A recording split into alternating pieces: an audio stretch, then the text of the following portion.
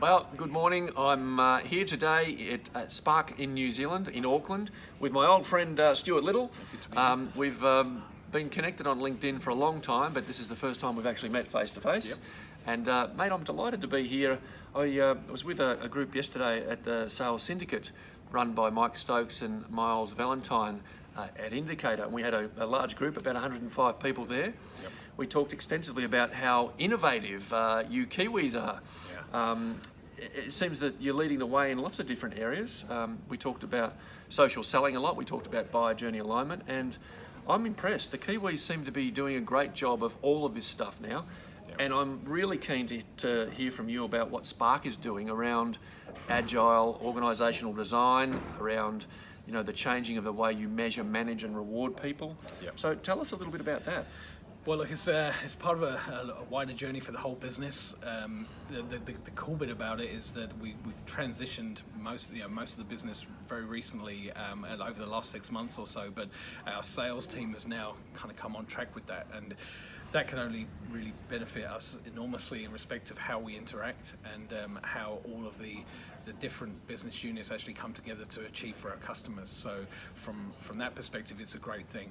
So all focused on the buyer. Yeah, no, for sure. And our customers are at the centre of every conversation, and we understand the journey they're on and how they're working. So a lot of businesses say that, right? But how many actually change the back office or the back structure or the org structure to actually meet that? Yeah, look, you guys are doing it. No, absolutely we are, and I think at a scale level which is probably unprecedented for an organisation of our size, specifically here in New Zealand, but from a telco perspective globally, we've really taken some massively bold steps to get to a point where we're confident that this is absolutely the direction that we need to take, and the outcomes are speaking for themselves, really. And you've invested a heap of time and money in doing so. I think it's been publicly announced. Was it $100 and something million have been invested in? Yeah.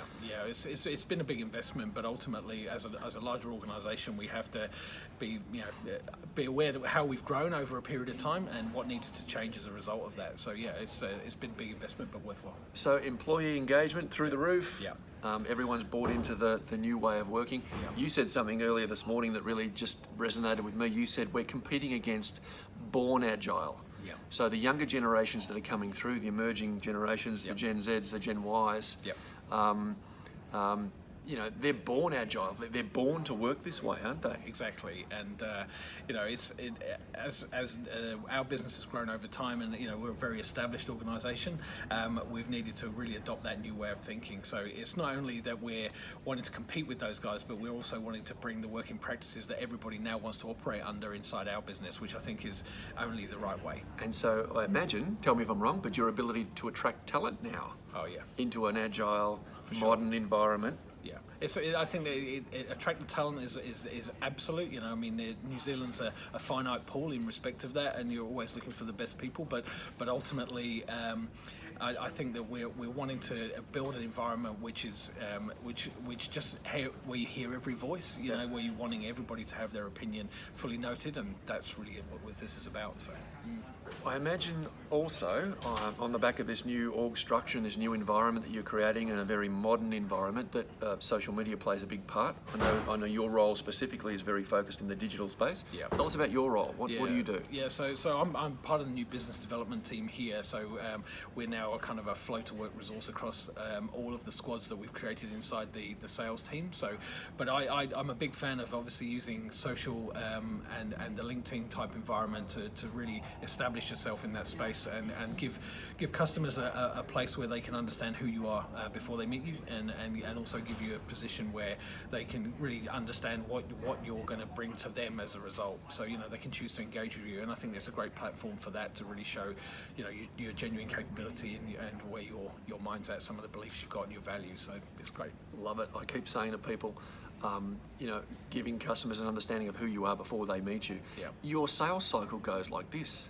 You no longer have to spend that time building trust and rapport. If you've got a great personal brand online, then your sales cycle shortened, your cost of acquisition is reduced, your margin goes up. I mean, it's just so obvious, and yet so few, particularly sales and marketing people, have spent the time that you and I have spent cultivating our personal brands. Yeah, I think that. Look, I think it's a changing thing, though. I think that there's certainly scope for change as the platforms become more integrated into our CRMs and become more native to the user. I think typically LinkedIn has been this kind of thing where you go to for an HR result, and that's been its background, right? But I think that's radically changing, and it's becoming part of the social fabric. So yeah, I'm just keen to elevate that as much as I can for all of our users, and become a place where we can talk confidently about what we do as an organisation, and that be echoed through that channel.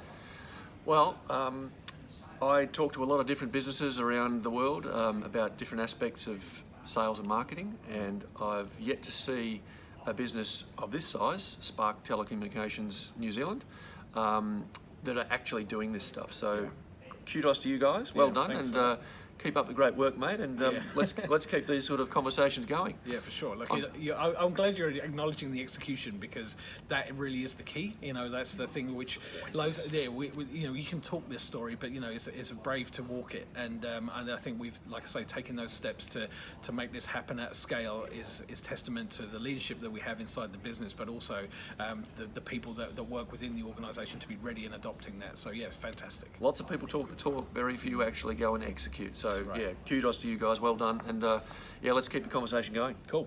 Thanks very much. Thanks, Stuart. Good on you, mate. Cheers. Bye.